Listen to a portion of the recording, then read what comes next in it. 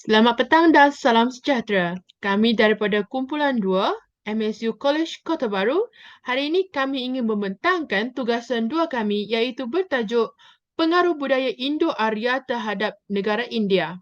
Izinkan saya memperkenalkan diri dahulu. Saya Joanne Wee Patient daripada MSU College Kota Baru. Saya Muhammad Hakim bin Malik daripada MSUC College Kota Baru. Dan nama saya ialah Siti Nur Syafiqah binti Azizam dari MSCC Kota Baru.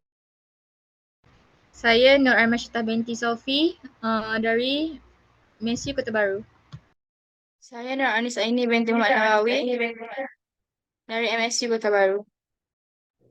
Saya Nur Syafiqah Arisha binti Sabri dari MSUC Kota Baru.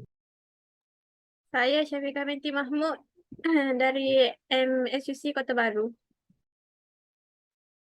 Saya Nik Hajar Masara binti Cik Muhammad Yusof dari MSUC Kota Baru. Saya Nur Safat Syafiqah binti Mazarani dari MSUC Kota Baru. Okey, untuk pengenalan, bahasa Indo-Arya di anak benua India adalah hasil dari migrasi Indo-Arya dari Asia Tengah ke anak benua India Utara. Kini Bangladesh, Bhutan, India, Nepal, Pakistan dan Sri Lanka moden. Migrasi ini dimulai sekitar 1800 sebelum Masihi setelah penemuan kereta perang dan juga membawa bahasa-bahasa Indo-Arya ke Syam. Lihat superstarium Indo-Arya di Mintani dan mungkin Asia Dalam.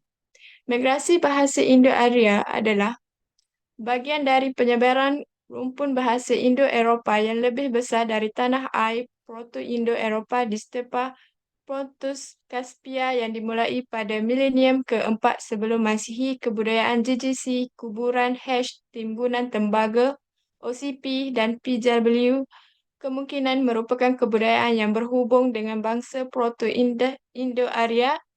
Bahasa Indo-Arya kuno disatukan oleh norma-norma budaya dan bahasa yang sama, yang disebut sebagai Arya berarti bangsawan.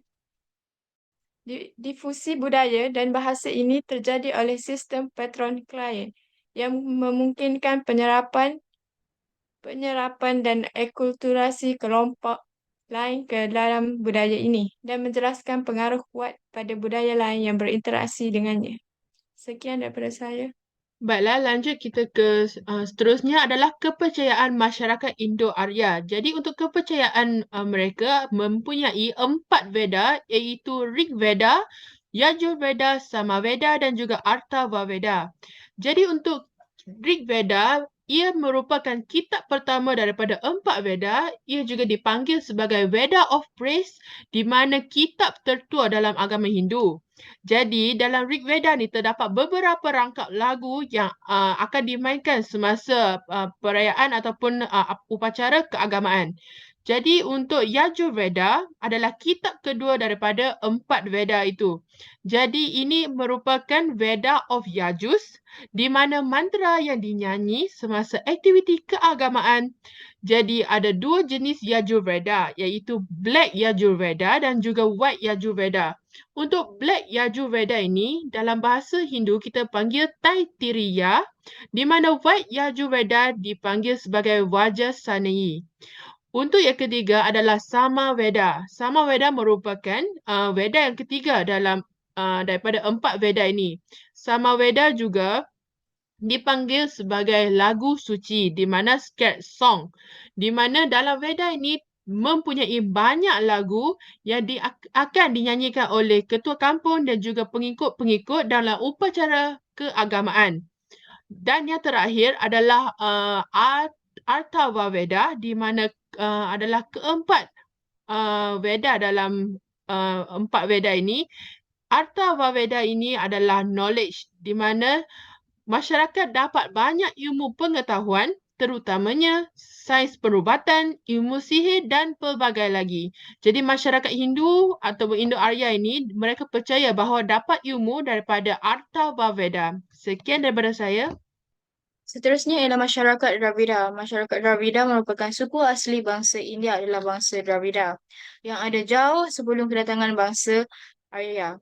Seterusnya, bangsa Dravida menuturkan bahasa dari rumpun Dravida yang majoritinya populasinya dapat ditemukan di India Selatan. Seterusnya, bangsa ini yang mendiami India, Pakistan, Afghanistan, Bangladesh, Maladewa, Nepal, Bhutan dan Sri Lanka. Bangsa Dravida telah mengembangkan kebudayaan yang maju. Namun, keberadaan bangsa pribumi ini mulai terancam saat bangsa Arya masuk ke India pada 1500 sebelum Masihi. Oleh itu, kedatangan bangsa Arya mendesak para Dravida ke bahagian selatan India. Itu sahaja pada saya. Okey, seterusnya ialah ciri-ciri peradaban India dan jangka hayat. Yang pertama ialah di agama. Salah satu penemuan yang menunjukkan konsep kerohanian masyarakat di lembah Indus ialah sebuah muhur. Gambar pada muhur itu menunjukkan seorang manusia bertanduk 3-2 bersila seolah-olah membuat yoga. Yang kedua ialah masyarakat dan budaya Indo-Arya. Ketika orang Arya memasuki India, sudah wujud pembahagian kelas dalam struktur masyarakat mereka. Mazmud awal dalam Rig Veda menyebut tentang kesatria iaitu bangsawan dan novis iaitu golongan biasa dalam sistem kerajaan bercorak aristokratik. Yang ketiga ialah ekonomi. Perdagangan sangat meluas dan terdapat pelabuhan penting seperti Baigul Kaca dan Tamariti untuk memunggah biji timah besi, perak, emas, tembaga, hasil hutan kayu dan gajah merupakan harta kerajaan yang sentiasa menjaga pertumbuhan ekonomi negara. Yang terakhir ialah politik. Raja pada zaman ini bukanlah seorang yang autokratik kerana mereka menghormati beberapa prinsip demokrasi. Misalnya suara rakyat. Dalam pemilihan raja, peraturan-peraturan yang dikuatkuasakan ke atas kuasa raja semasa pertabalan serta kawalan yang dikenakan oleh dua buah badan atau majlis iaitu Sabha dan Samitri. Sekian daripada saya. Okey, untuk tamadun India merupakan tamadun yang tua berpusat di lembah Sungai Indus di benua India. Dibahagi kepada beberapa zaman iaitu 8 zaman. Pertama zaman prasejarah, zaman Veda, zaman dinasti Maurya, zaman Empayar Gupta, zaman kerajaan Islam, zaman penjajahan Portugis dan Belanda, zaman pemerintahan British dan akhir sekali zaman merdeka. Okey, asal-usul nama India ni ialah nama negara India dalam zaman klasik adalah berasaskan kepada bahasa Sanskrit iaitu Bharata Varsha atau Bharata Khanda sempena nama seorang pemerintah India ketika itu Bharata. Nama lain bagi India ialah Jambu-Vipu. Orang Greek menamakan kawasan ini sebagai Indu. Merangkumi dua bahagian utama iaitu Indo-Arya berpusat di utara India dan Dravida yang berpusat di selatan. Next. Okay, untuk wilayah terletak di antara lautan Hindi dengan pergunungan Himalaya. Tamadun Parsi di sebelah barat dan tamadun Cina di sebelah timur. Terbahagi kepada wilayah utama berpegangan kepada 4 bidang iaitu Yajur, Sama dan Atharva. Masyarakat Dravida berbahasa Tamil, kepercayaan, pemikiran dan amalan berasaskan ajaran mazhab Saivans dan Vaishnavism sebagai yang terkandung dalam Wisi Klasik Sangam. Okey, kepelbagaian agama tamadun India ialah Hindu, Buddha, Islam, Sikh, Jaina, Bahai dan Zoroaster. Itu sahaja daripada saya. Terima kasih. Baiklah, seterusnya adalah penaruh Indo-Arya daripada segi seni bina. Yang pertama adalah seni bina kuil, seterusnya adalah penaruh dalam seni patung dan akhirnya adalah pintu dan hiasan. Bukti seni bina kuil dapat dilihat seperti di Madhya Pradesh iaitu kuil Tajuhaho yang menunjukkan penggunaan hiasan dan hiasan yang kaya dalam seni bina Indo-Arya. Seterusnya dalam patung pula dapat dilihat di kuil Tailasa di Ellora yang bermanfaatkan penggunaan hiasan yang diilhamkan oleh seni bina Indo-Arya.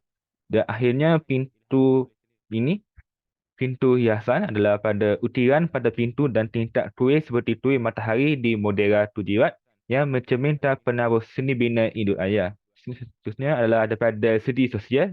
Yang pertama adalah sistem tasta. Tasta ini terdiri daripada 4 golongan iaitu Brahmin, Tashtira, Vaishya dan Sudra.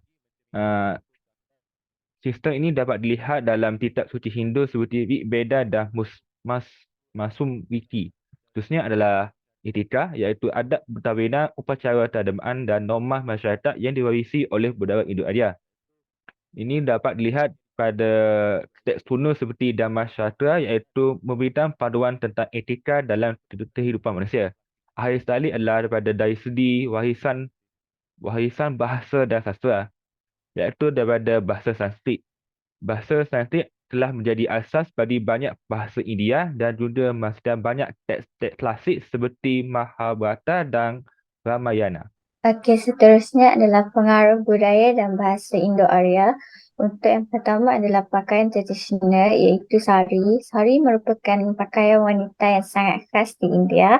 Sari juga merupakan satu simbol keagungan dan keindahan wanita India. So, bukti dia kita dapat lihat di seni pahat di kuil kuno seperti kuil Khajuraho dan lukisan-lukisan bersejarah seperti di Gua Ajanta yang menampilkan wanita mengenakan pakaian menyerupai sari. Kemudian bagi makanan tradisional pula ialah melalui rempah-rempah. Kelompok Indo-Arya telah memperkenalkan penggunaan rempah ratus dalam masakan India. Buktinya kita dapat lihat melalui Charaka Samhita dan Suruta Samhita, merujuk kepada penggunaan rempah ratus dalam perubatan dan masakan. Seterusnya melalui bahasa. Interaksi sosial dan kehidupan keluarga. Contohnya, ahli keluarga di Punjab berkomunikasi dalam bahasa Punjabi ketika makan malam. Buktinya, penggunaan bahasa Punjabi dalam berinteraksi keluarga menunjukkan bagaimana bahasa Indo-Arya membentuk dinamik sosial dan budaya di dalam rumah tangga. Sekian daripada saya. Seterusnya adalah kesan konflik antara Indo-Arya dengan masyarakat Dravida. Bagaimanakah interaksi antara orang Arya dan penduduk asal lembah? Masyarakat Indo-Arya menghadapi konflik dengan masyarakat pribumi Dravida pada fasa permulaan. Interaksi antara orang Arya dan penduduk asal lembah Indus iaitu orang Dravida tidak berlaku secara meluas kerana perbezaan fizikal, kelas sosial, bahasa, agama dan kebudayaan. Seterusnya adalah masyarakat manakah yang memerintah budaya Indo-Arya? Masyarakat Caucasian Forest Aryans mula memerintah masyarakat Dravida. Kebanyakan orang Dravida dijadikan hamba oleh orang Indo-Arya dan menjadikan hierarki sosial masyarakat sedia ada semakin kompleks. Apakah yang mempengaruhi masyarakat Indo-Arya? Disebabkan pengaruh masyarakat Indo-Arya yang kuat di utara India, populasi masyarakat Dravida telah berpindah menuju kawasan selatan India. Walau bagaimanapun, masyarakat Indo-Arya dan Dravida belajar untuk mencipta kerjasama aman dan belajar untuk hidup bersama. Itu saja. Okey, seterusnya ialah sumbangan tamadun India dalam ilmu pengetahuan. Yang pertama adalah kepercayaan 5 elemen iaitu tanah, api, air, angin dan angkasa. Seterusnya dalam bidang matematik, konsep geometri telah digunakan untuk menentukan tempat upacara pengorbanan melalui kiraan astrologi. Seterusnya adalah terciptanya kalendar matahari berdasarkan perkiraan astronomi untuk mengetahui musim, tahun, bulan dan hari. Dan akhir sekali adalah unsur-unsur perubatan India seperti fisiologi, pembedahan dan seni pernafasan. Itu sahaja daripada saya. Baiklah, itu sahaja daripada tuan kami G2 MQTB. Sekian, terima kasih. Baiklah, seterusnya Terima kami kasih. akan... Terima kasih. Terima kasih. Okay, jadi baiklah, seterusnya kami akan diteruskan dengan sesi kuis tentang topik kita sebentar tadi.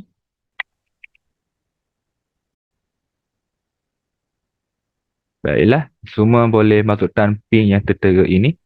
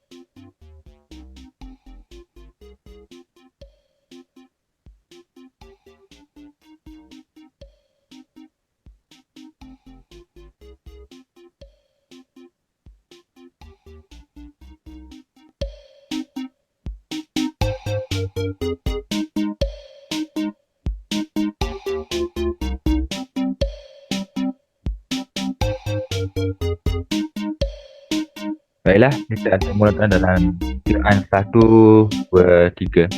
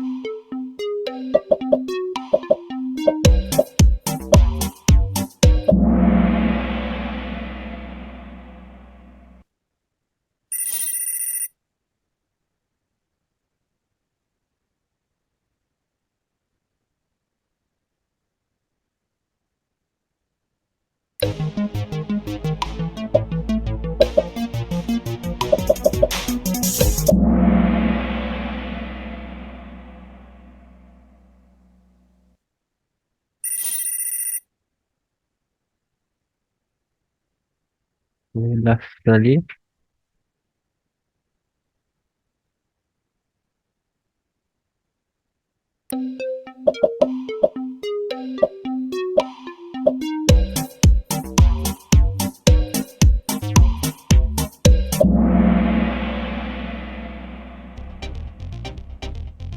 Baiklah.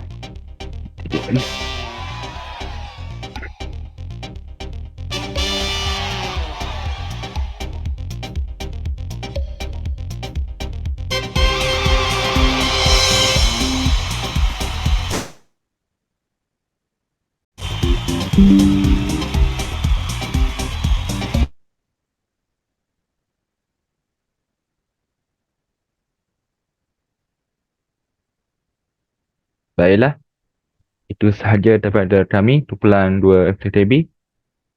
Hingga bertemu lagi. Sekian, terima kasih. Terima kasih. Terima kasih. Terima kasih. Terima kasih.